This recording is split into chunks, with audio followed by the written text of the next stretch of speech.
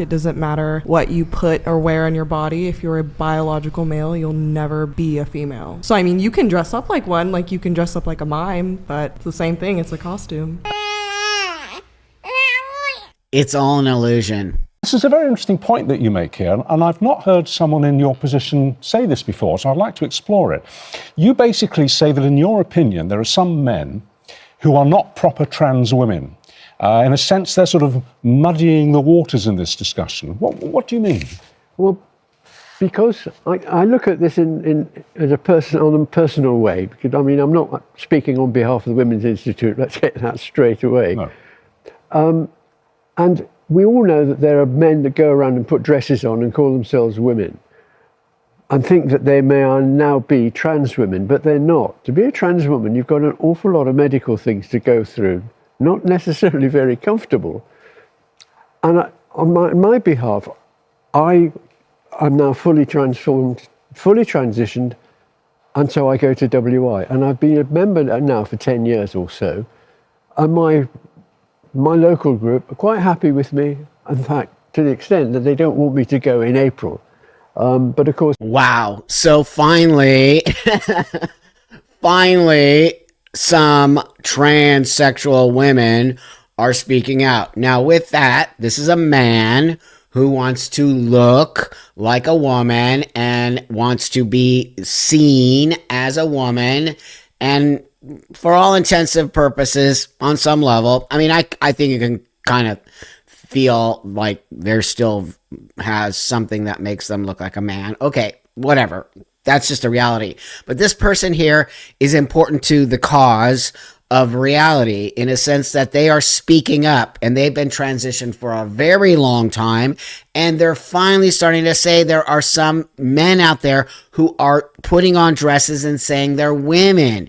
And I don't know why it's taken these people so long to finally say this thing. So this is in the UK, and this person is part of the Women's Institute, and the Women's Institute is now not allowing trans women. This person has been a member of the Women's Institute for over 10 years, and people used to be okay with transsexual women like this because they were very honest about being men. Now, today I want to really talk about and show you how the new trans agenda is about the identity of trans and not about transsexuals like this person and myself who acknowledge our biology, move forward in our biology. We don't care that you know that we're female and male, and on some level we wear a costume. It is literally why my conversation with Charlie Kirk ended up so great, because I came to it with total reality, and I said to him, yeah, dude, I'm in a costume. My costume never comes off. I wear it 24/7.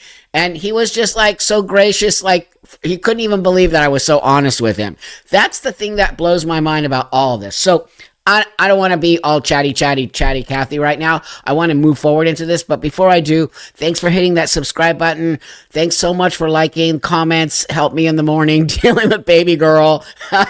And with that, so thank you so much for all of that. And so I have some stuff here that I want to piece together for you to show you how I really am trying to show you the difference between a transsexual, medicalized, mental illness, mental disorder, whatever you want to call it, but it's mental, and the people who try to gaslight you into saying that it's not mental and that anyone can be trans. Okay, so here's the next clip, and I'll discuss it with you after. Presumably, if tomorrow the state of Tennessee presented medical and scientific evidence, this is just a hypothetical, right, but presented medical or scientific evidence that there is a treatment, an alternative treatment for the experience of gender dysphoria that reconciled the person's psychology to their natal sex, the sex on their birth certificate, their genitalia, whatever else.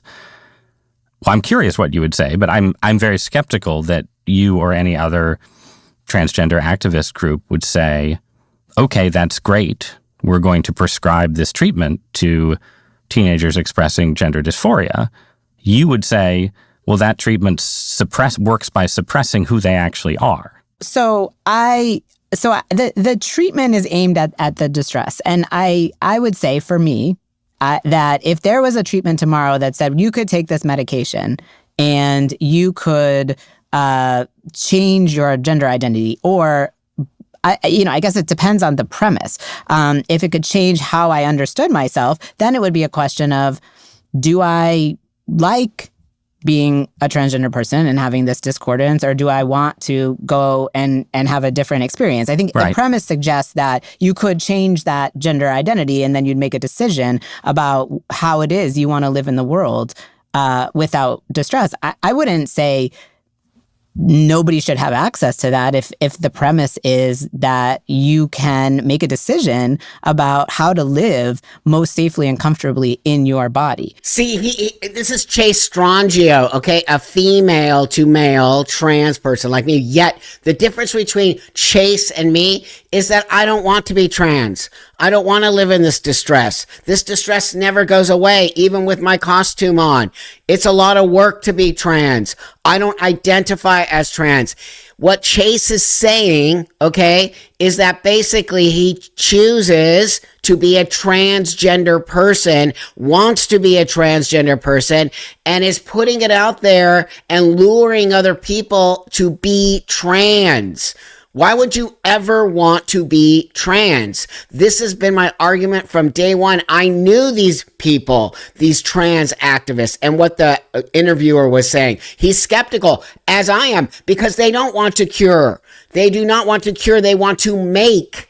They want to make more trans people. They want to make more people in this mental illness. They do not want to find a cure for what this is. Why would you ever want anybody to be in distress and live that way? And then his mumbo jumbo way of walking around it all, it is so gross and disgusting. And so why I do not align with Chase, nor do I align with any of these trans activists. I don't want people to be trans.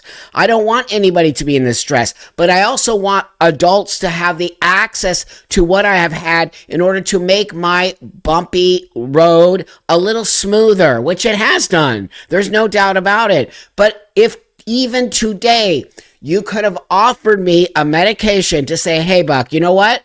Let me give you this stuff. It'll chill you out. You won't feel the need to have to take testosterone or cut your breasts off or think about getting a penis or think about emulating a man. And you won't have that feeling anymore. I would have taken it in a heartbeat, and I would have stayed living as I could. But my gender dysphoria was so bad that this calmed it down. It did not get rid of it. This is why I'm telling you, I am so non-alignment with this trans agenda. It's an agenda to create more people, and especially young people, into a state of living in a disassociation of their actual real self. That to me is mind-blowing and disgusting, but there he is admitting it. So with that, I'm going to bring you this next one, and I'm going to show you exactly what these trans activists like Chase Strongio, okay, and all the other trans activists are doing by this next clip. Hi, my name is Morgan, and this is how I look and sound. 5 hours on testosterone, 1 week on testosterone, 2 weeks on testosterone, 3 weeks on testosterone, 1 month on testosterone, 5 weeks on testosterone, 6 weeks on testosterone, 7 weeks on testosterone, 2 months on testosterone, 9 weeks on testosterone, 10 weeks on testosterone, 11 weeks on testosterone. Hi, my name is Morgan, and this is how I look and sound. 3 months on testosterone. This is so sad for me to see. Nothing has changed. Your voice, maybe, you got a little more puffy because that's what testosterone does. It adds water weight to your body unless you're really working out and trying. But this is a young person. I don't know how old they are, but they're young. They're too young to be taking testosterone. Nothing has changed except your voice. What? So what's the damage going on inside of this young person who hasn't even got a chance to even understand what gender identity is? People like Chase are pushing these young people into this idea that gender identity is changeable with hormones and surgery, and that you're going to be all fine in 10 years, when we know damn well this little girl right here is not going to be fine in 10 years. No way are they going to be fine. No one's even getting any mental health care. I know that for a fact. They're not. They're getting affirmed in a 10-minute visit with an affirmation therapist. not only is it affecting little young women, but it's also affecting young men. Try to resist, try to hide from my kiss, but you know that you can't fight the moonlight deep in the dark. You surrender your heart, but you know that you can't fight the moonlight, no. Okay, do you see any change in that person after a year of supposedly taking hormone? No, you look exactly the same, but it's in your brain. So gender dysphoria is in the brain. If you actually had gender dysphoria, you would be still freaked out and not posting yourself on the internet. Also, the internet has a lot to do with the mental illness and the actual pushing of the identity of trans. It is how they have captured all of these young people to believe that they are trans and that they are doing something positive for themselves, when all they're talking about is their gender identity, nothing else. They don't talk about anything else. They have no skills to go and do anything. They're not out in the world socializing. They're not being taught to go like maybe what you're going to be your career. Everyone's career in trans is trans activism now. It's really very similar to a cult. It doesn't matter what you put or wear on your body. If you're a biological male, you'll never be a female. So, I mean, you can dress up like one, like you can dress up like a mime, but it's the same thing. It's a costume. Okay, but a mime dresses up for a performance. That's also the same thing in my opinion. You think it's a performance? Yeah. You don't think it's genuinely how they feel in their core? Yeah, I do absolutely think it's a performance. And I think that no matter how many breasts a man puts on, no matter how many hormones he takes, no matter how many dresses he wears, he's never going to be a woman. He'll never have my experience as a woman. And he'll never be able to have children or procreate or be a mother like a woman. So it offends you when someone identifies as a... And why does it offend you? It offends me because you're trying to be me and you're not me. They're not trying to be you. So why does it offend you? It offends me because you can be a cow, that's fine, do whatever you want, but you're not gonna... I'm not done talking. So you can be a cow, do whatever you want, but I don't think it's right to let biological men live in sororities with other females. I don't think it's right to let them into bathrooms with other females. I don't think it's right to let them play sports with females and win against them. I think that's wrong. Okay. So when nobody else likes to distinctualize that with just being a woman, there's a bigger conversation that needs to be had. Right on. There's a bigger conversation because you're laughing at that woman telling you when you asked her, why are you offended? And she's trying to tell you why, but you're just laughing at her. And then the other woman, or whatever, is with big eyes like, it feels so cult-like. Like if you go out of the boundaries of what you're supposed to be told and what you're supposed to know, then you go haywire and your whole brain freaks out and you're having zapping in your brain because someone's telling you something other than what you've been. Trans women are women, trans women are women, trans women are women. And this woman is telling you, no, they're not. You'll never be a woman. It's the truth. Yes, you're wearing a costume, 100%. You are playing a woman, and when you start to acknowledge that as a transsexual, you will have a much easier, way of living. Like I opened up with the clip of the older transsexual woman telling you there are people, men, not people, men wearing dresses and saying they're trans or saying they're women when they're not. They're not even trans. They're just cross-dressing men. Like this.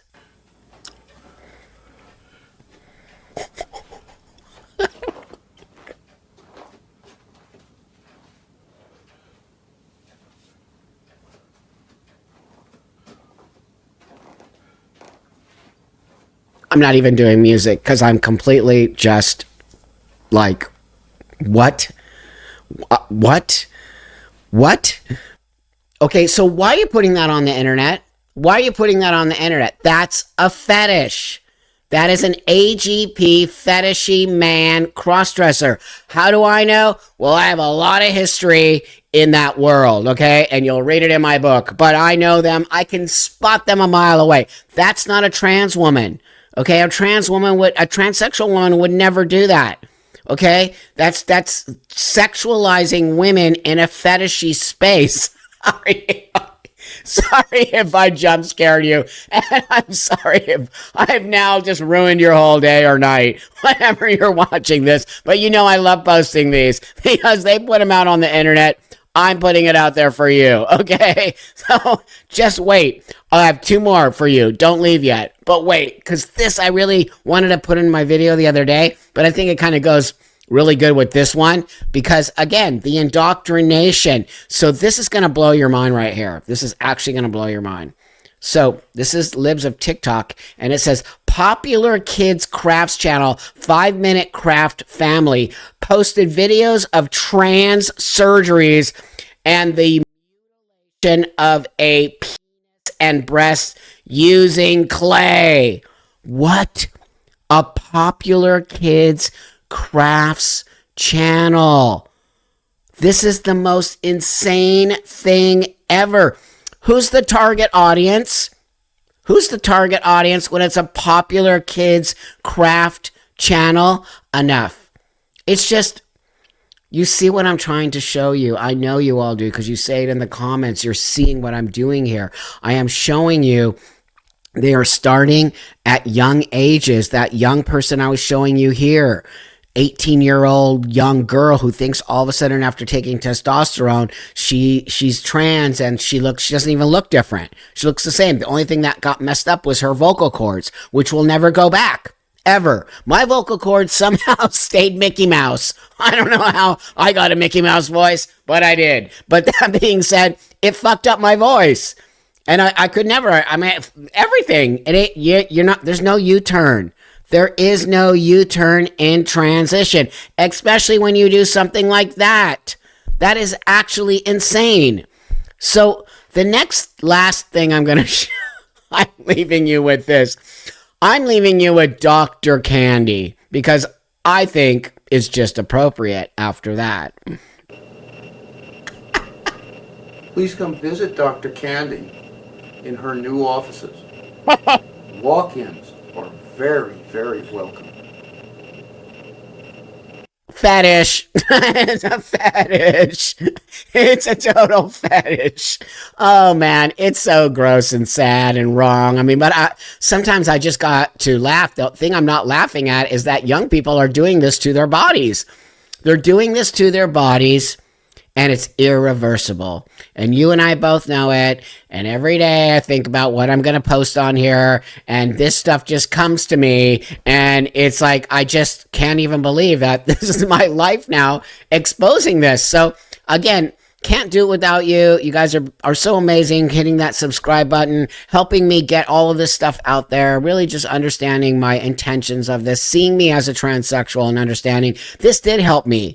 But if there would have been a magic pill that I could have taken, you know, I went through a ton of therapy before I even did this, and it just seemed to be the right space for me to do it. And it has been, no doubt about it. But for anybody in the trans community to say they wouldn't want somebody to not to ever have to do this is disingenuous and wrong, and says to me that they don't want to cure anybody. They want to create a bigger trans space because it's all about validation for them and their own weird space. So with that, I have a little bit of a cold, and I think it's just because I've been going, waking up so early and going. So I'm kind of just keeping my distance a little bit today from baby girl, but she's doing amazing. I swear to God, I don't know I'm never showing her on the internet, you know that, but if you could actually see how her little baby head started like this, right? Like a tiny little thing, and then it's actually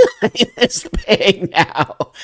It is actually, I'm pretty sure she's 12 pounds. I'm pretty sure. I have to switch arms because I'm going to get one big bicep and one little bicep by holding her around. So with that, I hope you guys all have a beautiful rest of your day. I'll see you guys all in the next one. And thank you so much for supporting the channel.